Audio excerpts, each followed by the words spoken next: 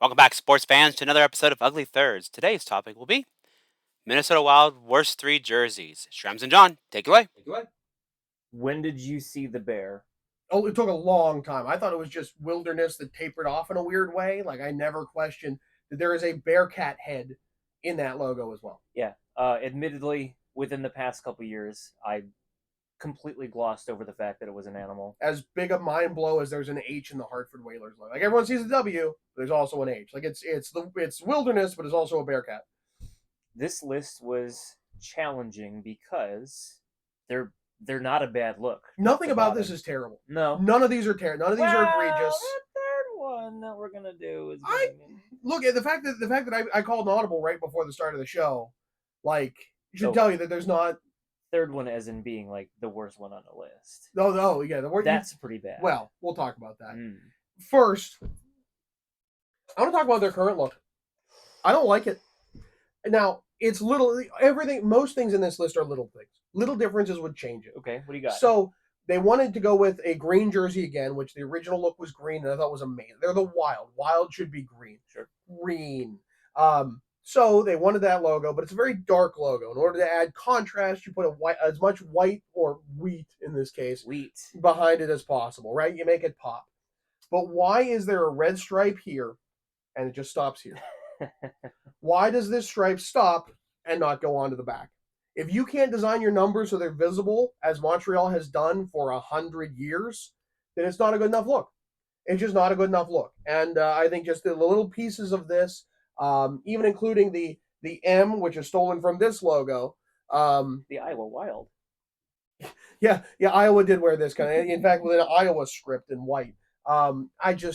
There's so much about this that it's near misses, which I think is most of this list. It's near misses. Yeah, it's nitpicky things that most people gloss over, but in this whole thing right here, this center stripe with the logo on top of it, it seems to get trendy more recently, and I think Florida does it brilliantly. Yeah. But there's something about it doesn't look centered to me. Like there's too much here, and then there's just a little bit up here. It's how chunky and gradient. Not gradient's not the right word. How it tapers is. The stripe itself takes away from the logo. Like I get the wheat. I understand why they did it, but it looks off kilter. I'm also going to throw out, so the Sabres are the worst at this, but this looks like a bonefish. Like it's a fish skeleton up here. Here is a head, right? And then three ribs of a fish. Yeah, I can see. It's an Adidas quirk that doesn't happen anyway. Okay, so again, fish bones, and then the fish head. It's a fish skull. Okay, got different colors. It makes it a little better, and Buffalo doesn't, which is why that first round was so ridiculous. Mm-hmm. But like, I get the lace-ups don't have any uses anymore, and more players were doing this kind of thing even in this era. But come on, you're Minnesota. You're vintage. Everyone loves that you're vintage, even though you're one of the newer teams. You're the state of hockey. Yeah.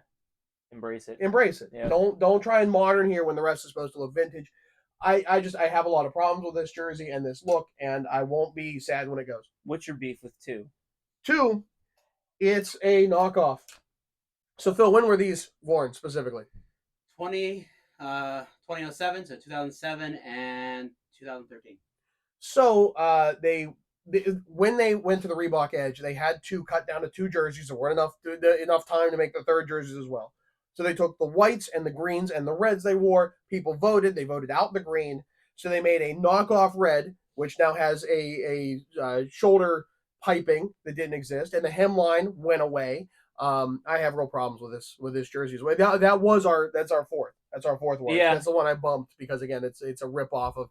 But this is the far worst one because it's coming off of this one. And this is my bad one. I bought this for dirt cheap, thinking I could play in it. Pro player though. It's so thick.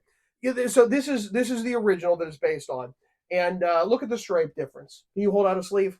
The thickness? The thickness of the stripes, right? We go from big chunky stripes you can see to Reebok piping. The collar suffers as well. Now it's multiple colors, and you have the little NHL logo. And the hem, meanwhile, stays the same. So we have this big chunky red stripe here, but it's just a pin stripe here. The only way it could get worse is when they drop the sleeve patch to a box that says Wild on it, and good luck finding one of those. I actually shared an eBay listing for one just to show it existed, even though I think it was a youth. Yeah, like the only thing that's endearing would actually go away the next year, but good luck finding those. They clearly didn't sell.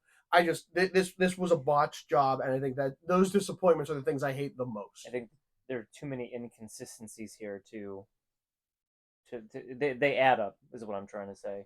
But it's not the worst. It's well, and we're gonna get hate for this, but no, Ed, and we shouldn't.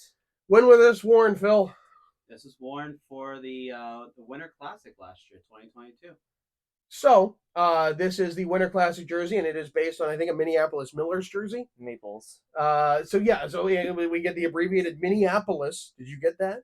Whereas St. Paul is the whole thing. So, Maples and St. Paul, when STP would probably do just as well. I guess that's an oil brand. Anyways, I want to like this jersey. It's so vintage. Everything about it is super. I mean, they even add. You even have the leather patches on your elbows like you're a college professor. I want to love this thing, and this logo is just so bad. With this stripe, it's just I get the vintageness, but it's also unnecessary. Would you run the stripe all the way around? I would. I'd have it below the nameplate, which I know this isn't a customized one, but you have it on the back below the nameplate. You actually might have something interesting as well. But look, it just stops. It stops in the pit, and then you have decent enough arm striping here, and decent enough hemline striping down here. This is stupid. This is stupid. And it's why is this so thick? Yeah, it is. It's toilet seat esque. It does look like a toilet seat. Look, there's so much of this that I look. I love vintage jerseys. The vintage look with the many stripes. I love that. Yeah. This just seems like such a miss that I can't get behind it. Did it need to be wheat? Couldn't it have been brown? Look how different. Okay, this is wheat. What is this color? Is that wheat? Look compared to like even the stripes right next to it. Look, there's a difference in color. It's more like elbow pad, like it's faux leather is what they were I think going for. Or what? Maybe it isn't leather. There's a special thing they put on those patches. Yeah. When's the last time you've actually seen one? But you always come to expect Winter Classic to be respectable.